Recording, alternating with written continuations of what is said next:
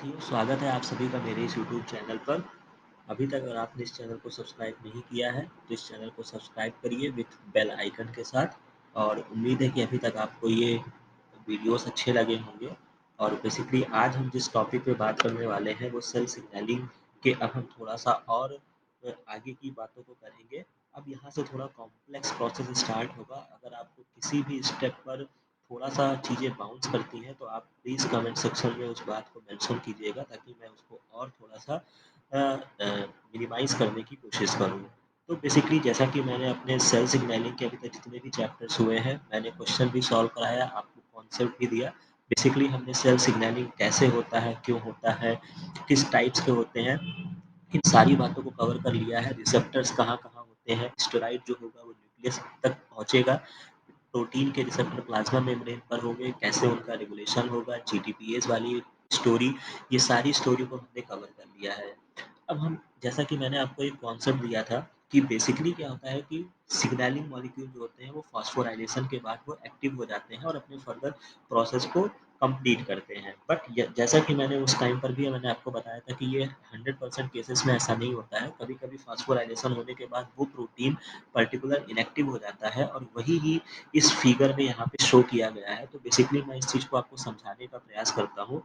जैसा कि यहाँ पे दिख रहा है कि कोई एक इन्हिबिटर प्रोटीन है, जो कि यहाँ पे कोई एक ट्रांसक्रिप्शनल रेगुलेटर था, जो कि उसको बाइंड किया हुआ है और उसको इनएक्टिव स्टेज में किया हुआ है, जिससे जीन का एक्सप्रेशन जो है वो अभी तक नहीं आ रहा है।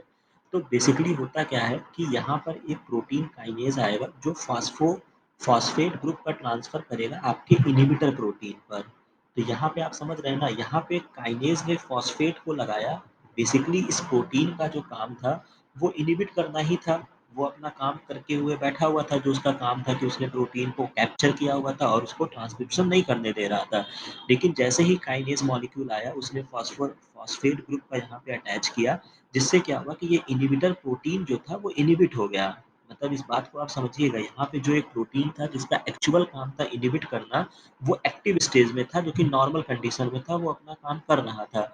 बट जैसे ही इसमें फॉस्फेट ग्रुप का अटैचमेंट हुआ, उसके बाद क्या हुआ कि ये जो आपका प्रोटीन है ये आपका इनहिबिट हो जाता है और जिससे क्या होता है, ये प्रोटीन जो होता है वो अपने जीन को एक्सप्रेशन देने में एक्टिव हो जाता है। तो इस बात को यहाँ पे इस फिगर में दिखाया गया है, जैसे कि सेकंड डायग्राम में भी दिखाया गया है। जैसे सिग्नल आया, प्रोटीन काइनेज जो थे वो एक्टिव हुए, जिससे आपका इनहिबिटर प्रोटीन जो था, जब उसने फॉस्फेट ग्रुप का ट्रांसफर किया तो इनहिबिटर प्रोटीन आपका इनएक्टिव हो जाता है, जिससे ट्रांसक्रिप्शनल रेगुलेटर जो है वो एक्टिव हो जाएगा।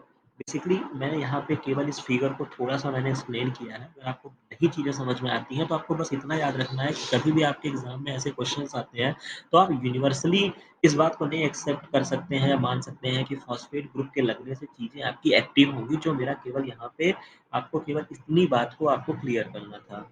ठीक है? आई होप यहाँ तक अभी आपको समझ में आया होगा। बाकी कोई भी कन्फ्यूज़न होता है तो आप कमेंट सेक्शन में लिख कर भेजिएगा। फर्दर अब हम नेक्स्ट पार्ट की तरफ चलते हैं, जहाँ पे यहाँ पे अब हम बात करेंगे कि कितने टाइप के सिग्नलिंग कॉम्प्लेक्स का फॉर्मेशन होता है। कैसे-कैसे सिग्नल मॉलिक्यूल एक्टिव होते हैं और अपना प्रोसेस करते हैं। तो जैसे कि यहाँ पे दिया गया है कि perform signalling complex on a scaffold protein. अब यहाँ पे हम बात करते हैं कि स्कैफोल्ड प्रोटीन क्या होते हैं। तो बेसिकली स्कैफोल्ड प्रोटीन जो होते हैं वो आपके रेगुलेटरी प्रोटीन होते हैं, जो कि सिग्नलिंग मॉलिक्यूल में एक सिग्नैलोसोम कह सकते हैं, जो कि कॉम्प्लेक्स का फॉर्मेशन करते हैं। तो जैसे कि मान लीजिए ये सारी बातें मैंने आपको क्लियर रखी है। साइटोसॉल अंदर की तरफ होगा, प्लाज्मा मेम्ब्रेन है, उसके ऊपर रिसेप्टर होगा, जो एक नॉर्मल इनएक्टिव कंडीशन थी, ये रिसेप्टर है। इसके साथ ये सिग्नलिंग प्रोटीन आप कह सकते हैं, स्कैफोल्ड प्रोटीन है। और कुछ उसके ऊपर प्रोटीन और भी बाइंड हुए हैं जो कि इनएक्टिव कंडीशन में है। जैसे ही सिग्नलिंग मॉलिक्यूल इस पे बाइंड करेगा, वैसे ही क्या होता है, ये जो होते हैं आपके एक्टिव हो जाते हैं। अब इस एक्टिव होने की जो प्रोसेस है वो एक के बाद एक है। ठीक है? मान लीजिए कि पहले फर्स्ट प्रोटीन एक्टिव होगा, जब फर्स्ट एक्टिव होगा वो सेकंड को एक्टिव करेगा, सेकंड थर्ड को एक्टिव होगा, जिससे डाउनस्ट्रीम सिग्नलिंग होगी। ये मैंने आपको बेसिक कॉन्सेप्ट दिया हुआ था, जो कि मोस्टली जगह पे ऐसे ही पाथवे फॉलो होता है। बट दूसरा प्रोसेस जो होता है, इसमें क्या होता है कि आपके जो सिग्नलिंग कॉम्प्लेक्स होते हैं, वो क्या होते हैं, सिग्नलिंग कॉम्प्लेक्स जो होते हैं, मान लीजिए कि ये इनएक्टिव रिसेप्टर है और जो आपके सिग्नलिंग प्रोटीन है वो उस पे लगे नहीं हुए हैं, वो दूर-दूर बिखरे हुए हैं। तो जैसे ही आपके सिग्नलिंग मॉलिक्यूल इस पे आके बाइंड करता है, इसका फॉस्फोराइलेशन होता है और फॉस्फोराइलेशन होने के बाद ये जो मॉलिक्यूल्स होते हैं, ये उस साइट पर जाके बाइंड करते हैं। ऐज़ ये जो फॉस्फोराइलेटिव साइट होते हैं, इनको हम बोलते हैं डॉकिंग साइट बोलते हैं, जो कि उस पे जाके ये उस पे बाइंड करते हैं और फर्दर ये डाउनस्ट्रीम सिग्नलिंग यहाँ पर एक्टिव करते हैं।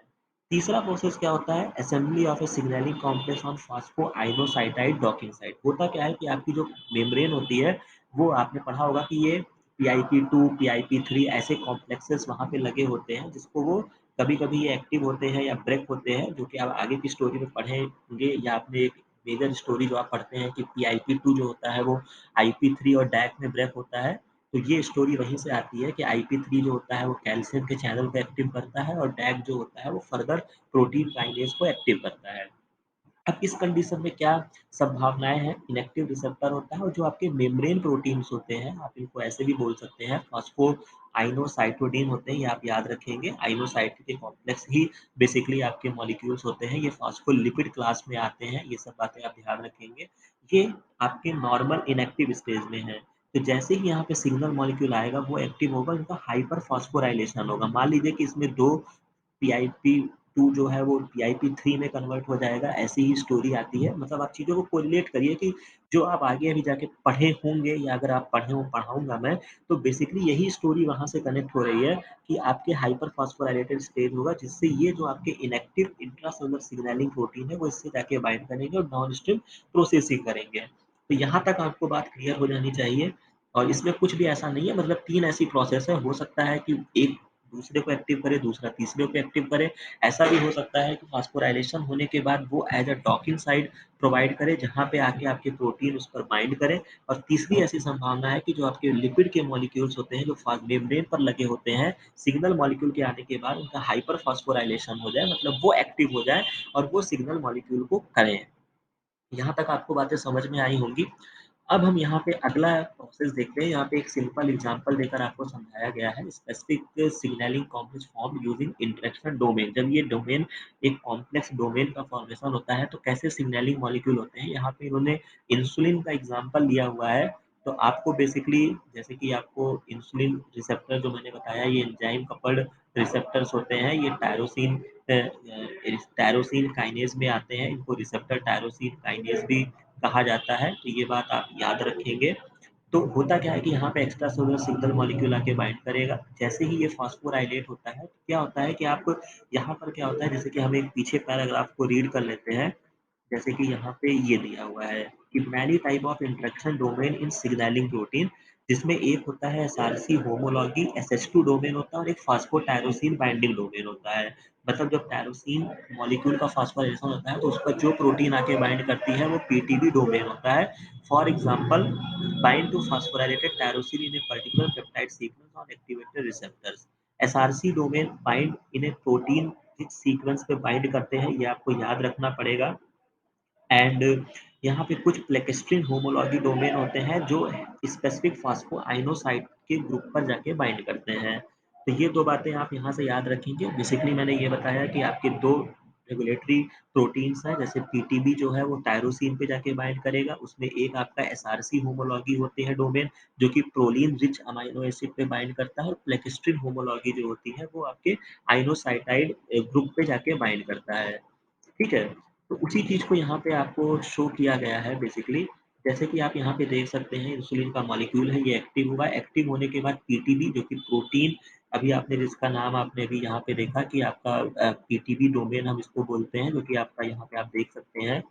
पीटीबी जो है वो फॉस्फोटायरोसिन बाइंडिंग डोमेन है। ठीक है? तो यहाँ पे उस डोमेन पर वो एक प्रोटीन आके बाइंड कर जाएगी। बाइंड होने के बाद जो आपके मेम्ब्रेन पे लगे होंगे आइनोसाइड, उस पे पीएच डोमेन आके बाइंड करेगा, पीएच प्रोटीन आके बाइंड करेगी।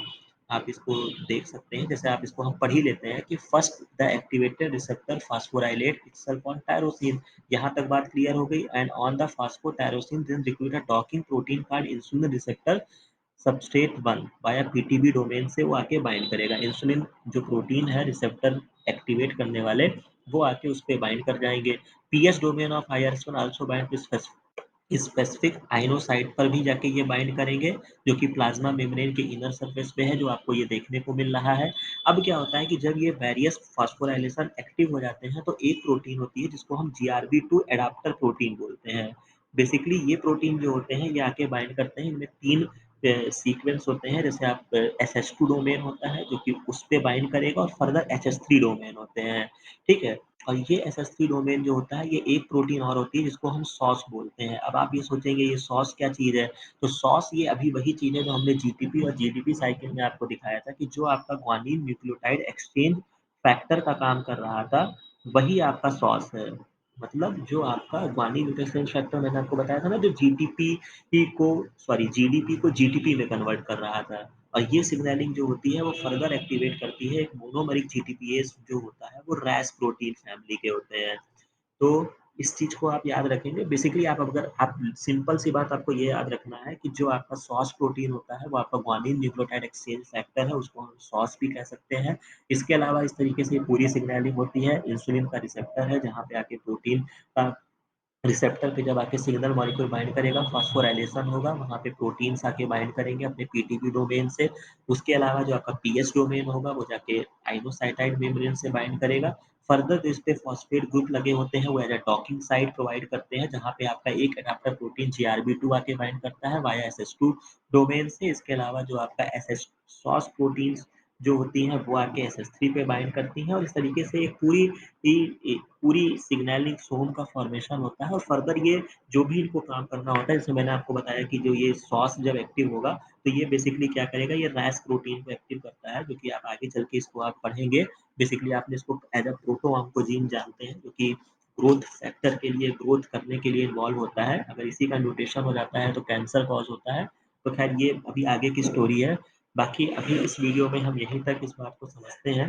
बाकी आपको इसमें कहीं पर भी अगर कुछ ऐसी बातें जो नहीं समझ में आई हों, ये सिग्नलिंग का बेसिक कॉन्सेप्ट है, तो फिर आप मुझे कमेंट सेक्शन में ज़रूर बताइएगा। Thank you very much.